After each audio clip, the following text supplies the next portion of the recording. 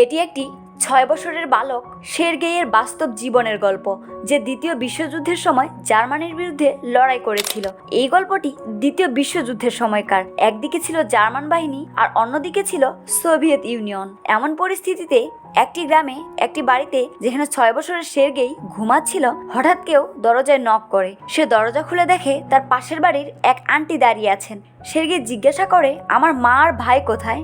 তখন আন্টি বলে, জার্মানরা আমাদের গ্রামে হামলা করেছে, এখন তোমার মা আর ভাই আর কেউ পৃথিবীতে বেঁচে নেই। তিনি সের্গেইকে জানালার পথ দিয়ে পালিয়ে যেতে বলেন এবং বলেন, তুমি এখান থেকে পালিয়ে যাও। সের্গেই সে জানালা দিয়ে পালিয়ে যায়। কিছুক্ষণ পর জার্মান সৈন্যরা সে আন্টিকেও হত্যা করে। সের্গেই নিজের প্রাণ বাঁচানোর জন্য জঙ্গলে পালিয়ে যায়। যদিও সে মাত্র 6 বছরের শিশু, কিন্তু সে খুব সাহসী ছিল, তাই সে একটুও ভয় পায় না। পরের দিন সকালে সে দেখে জার্মান সৈন্যরা জঙ্গলে ঢুকে পড়েছে, তাই সে গাছের আড়ালে লুকিয়ে পড়ে। যখন জার্মান সৈন্যরা সেখান থেকে চলে যায়, তখন সের্গেই সেই জায়গায় যায় যেখানে সৈন্যরা খাওয়া দাওয়া করেছিল। সে তাদের ফেলে রাখা খাবার নিয়ে জঙ্গলের ভেতরে চলে যায়, কিন্তু কিছুক্ষণের মধ্যেই আবার ক্ষুধা লাগে।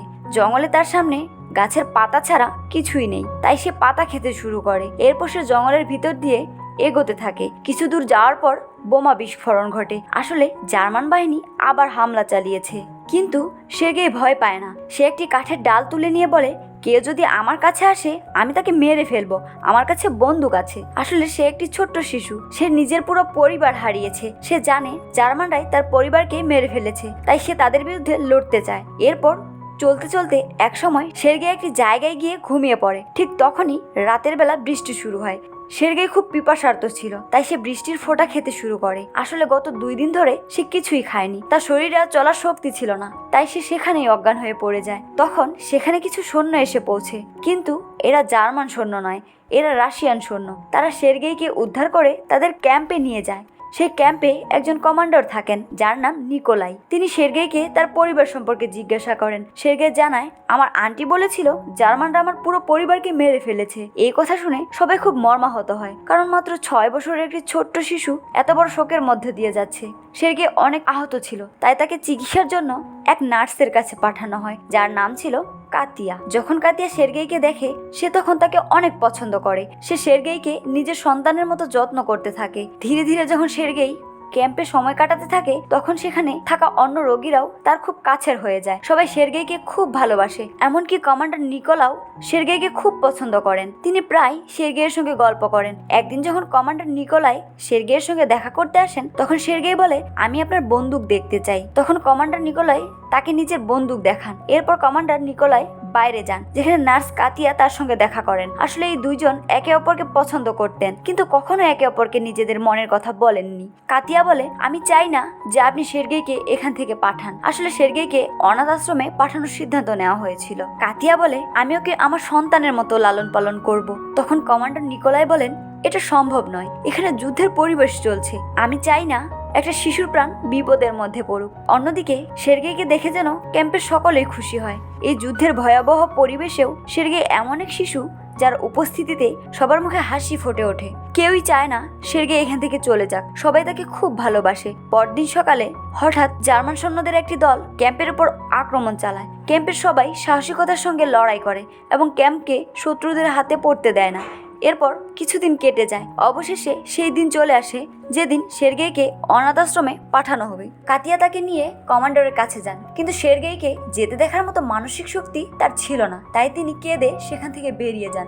কমান্ডার নিকোলাইও সের্গেইকে ভীষণ ভালোবাসেন, কিন্তু তিনি চান না সের্গেই কোনো বিপদের মুখোমুখি হোক। কিন্তু বিদায়ের সময় তিনি সের্গেইয়ের চোখের দিকে তাকাতে পারেন না। কমান্ডার নিকোলাই সের্গেইয়ের জন্য কাঠ দিয়ে একটি খেলনা বন্দুক তৈরি করেন। তিনি সেই বন্দুকটি সের্গেইকে উপহার দেন।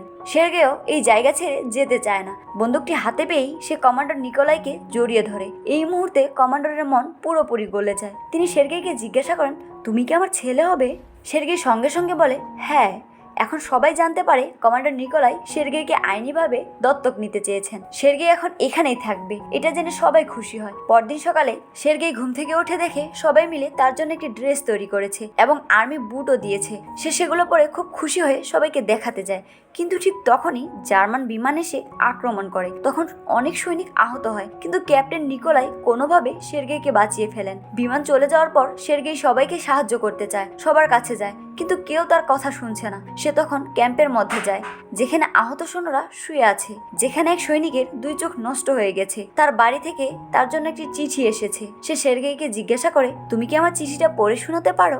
সের্গেই মাত্র 6 বছরের শিশু, সে পড়তে পারে না, তবুও সে চিঠিটা হাতে নিয়ে কিছু একটা বলতে শুরু করে। সে বলে, তোমার গরু এখন অনেক দুধ দিচ্ছে। সৈনিকটি বলে, কিন্তু আমার তো কোনো গরু নেই।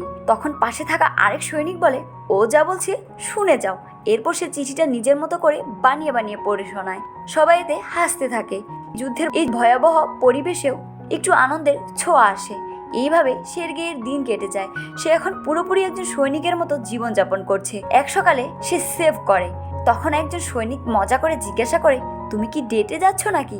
কিন্তু সের্গেই বলে, সৈনিক কখনো ডেটে যায় না, সে সব সময় ডিউটি করতে থাকে। সের্গেইয়ের এরকম ছোট ছোট কথা ও আচরণ ক্যাম্পে সবার মুখে হাসি এনে দেয়। একদিন সে সেই জায়গায় যায় যেখানে সৈনিকদের মিটিং চলছিল। সে কমান্ডার নিকোলাইকে জিজ্ঞাসা করে, আমার জন্য কোনো অর্ডার আছে? নিকোলাই বলেন, হ্যাঁ, সব সৈনিকের জন্য চিঠি এসেছে, তুমি সেগুলো দিয়ে দাও। সের্গেই চিঠিগুলো সবাইকে দিয়ে দেয়। এই কাজ শেষ করে সে একটি দূরবীন, যা সৈনিকরা তাকে দিয়েছিল, তা নিয়ে জঙ্গলের দিকে যায়, যেখানে সে ঝোপের পেছনে 2টি জুতা দেখে, মানে কারোর পা। সে দৌড়ে ক্যাম্পে ফিরে আসে এবং সৈনিকদের জানায়। এরপর রুশ সৈন্যরা সেখানে গিয়ে দেখে এরা আসলে জার্মান গুপ্তচর। তারা তাদের ধরে ফেলে। এই সাহসিকতার জন্য কমান্ডার নিকোলাই সের্গেইকে বাহবা দেন এবং বলেন, তুমি সত্যি একজন দারুণ সৈনিক। এখন সের্গেইকে আইনি দত্তক নেওয়ার সব কাগজপত্র চলে এসেছে। সেগুলো স্বাক্ষর করার পর কমান্ডার নিকোলাই এখন সের্গেইয়ের বৈধ পিতা হয়ে যান। এই বিষয়টি দুজনকে অনেক আনন্দ দেয়। পরের দিন সকালে আবার জার্মান বাহিনী আক্রমণ চালায়। নিকোলাই সের্গেইকে বলেন, তুমি এখানেই থাকবে, কোথাও যাবে না। লড়াই শুরু হয়ে যায় 2 দেশের মধ্যে। এই যুদ্ধে ক্যাম্পের টেলিফোনের তার ছিঁড়ে যায়। নিকোলাই একজন সৈনিককে তা মেরামত করতে পাঠান, কিন্তু সের্গেইও তার পেছনে পেছনে চলে যায়। পথে সেই সৈনিক আহত হয় আর চলতে পারে না। সের্গেই বলে, তুমি শুধু আমাকে দেখিয়ে দাও কিভাবে তার জোড়া দিতে হয়, আমি করব। সৈনিক প্রথমে মানা করে, কিন্তু শেষ পর্যন্ত সম্মতি দেয়। সের্গেই তার ঠিকঠাকভাবে জোড়া লাগিয়ে দেয় এবং যোগাযোগ আবার সচল হয়। নিকোলাই তখন জরুরি একটি বার্তা পাঠাতে সম্পন্ন হয়। সের্গেই আবার প্রমাণ করে যে সে সত্যিকার অর্থেই একজন সাহসী সৈনিক। এদিকে কমান্ডার নিকোলাই কাতিয়াকে ভালোবাসেন, কিন্তু নিজের মনের কথা কখনো বলেননি। তখন সের্গেই কাতিয়ার কাছে গিয়ে বলে, কমান্ডার নিকোলাই খুব অসুস্থ। কাতিয়া ভয় পেয়ে ছুটে যায় তার কাছে, কিন্তু দেখে সে পুরোপুরি সুস্থ। তারা বুঝতে পারে এটা সের্গেই করেছে ইচ্ছে করে তাদেরকে কাছাকাছি আনতে। পরদিন সকালে নিকোলাই কাতিয়ার কাছে গিয়ে বলেন, তুমি কি সের্গেইয়ের মা হতে চাও? অর্থাৎ তিনি ভালোবাসার প্রস্তাব দেন। কাতিয়া হ্যাঁ বলেন। পরদিন ক্যাম্প খালি করার আদেশ আসে এবং সবাই নতুন জায়গায় চলে যায়। রাস্তায় আবার জার্মান বাহিনী আক্রমণ করে, কিন্তু প্রায় সবাই বেঁচে যায় এবং নিরাপদে পৌঁছে। নতুন ক্যাম্পে কমান্ডার নিকোলাই তার জেনারেলের সঙ্গে দেখা করেন। তখন সের্গেই সৈনিকের ইউনিফর্ম পরে হাজির হয়। জেনারেলকে স্যালুট করে এবং জিজ্ঞাসা করে, আমার জন্য কি কোনো অর্ডার আছে? নিকোলাই বলেন, সব সৈনিককে লাইনে দাঁড় করাও এবং দেখো কার কার জুতা ছিঁড়ে গেছে এবং কার কি দরকার আছে তালিকা তৈরি করো। সের্গেই ঠিক তাই করে। তালিকা বানিয়ে কমান্ডার নিকোলাই ও জেনারেলকে দেয়। এরপর সে জেনারেলের কাছে অনুমতি চায় এবং বলে, আমি চাই আমার বাবা অর্থাৎ কমান্ডার এবং নার্স কাতিয়ার বিয়ের অনুমতি দিয়ে দিন। একথা শুনে কমান্ডার নিকোলাই এবং জেনারেল দুজনেই হেসে ওঠেন। তবে সের্গেই এটা একদম সিরিয়াসলি বলে এবং তার উপস্থিতি সবার মুখে হাসি এনে দেয়। তবে রাতে আবার একবার জার্মান বাহিনী তাদের ক্যাম্পে আক্রমণ করে। এই হামলায় অনেক সৈনিক মারা যায়, অনেকে গুরুতর আহত হয়। সের্গেই চারপাশে তার বাবাকে খুঁজতে থাকে। কমান্ডার নিকোলাইকে কোথাও খুঁজে পাওয়া যায় না। পরদিন সকালে জানা যায় তার বাবা গুরুতর আহত হয়েছেন। সে ছুটে যায় কমান্ডারের কাছে, আর তাকে দেখে সের্গেইয়ের চোখে পানি চলে আসে। সে আগেই নিজের পুরো পরিবারকে হারিয়েছে, আর এখন সে চায় না তার বাবা নিকোলাইকেও হারিয়ে ফেলতে। কমান্ডার নিকোলাই তখন বলেন, কোনো সোলজার, কোনো পুরুষ কাঁদে না। এই কথা শুনে সের্গেই চুপ করে যায়। কয়েকদিন পর কমান্ডার পুরোপুরি সুস্থ হয়ে ওঠেন। এরপর সের্গেই, কমান্ডার নিকোলাই এবং কাতিয়া এই 3 জন একটি পরিবারে পরিণত হয়। সের্গেই এখানেই থামেনি। সে তার পুরো ব্যাটালিয়নের সঙ্গে পোল্যান্ড এবং জার্মানি পর্যন্ত যুদ্ধে অংশ নেয়। তার সাহসিকতার জন্য তাকে যুদ্ধে সাহসিকতা পদক, মেডেল ফর ব্যাটল মেরিট প্রদান করা হয়, যা একজন সৈনিকের জন্য অসামান্য সম্মানের বিষয়। এই ছিল সের্গেইয়ের সত্য ঘটনা, যা দ্বিতীয় বিশ্বযুদ্ধের সময়কার। আশা করি এই ঐতিহাসিক গল্পটি আপনাদের ভালো লেগেছে। তো বন্ধুরা, যদি তোমাদের ভিডিওটি ভালো লেগে থাকে তাহলে চ্যানেলটি লাইক এবং সাবস্ক্রাইব করতে ভুলে যেও না। ধন্যবাদ সবাইকে ভিডিওটি দেখার জন্য।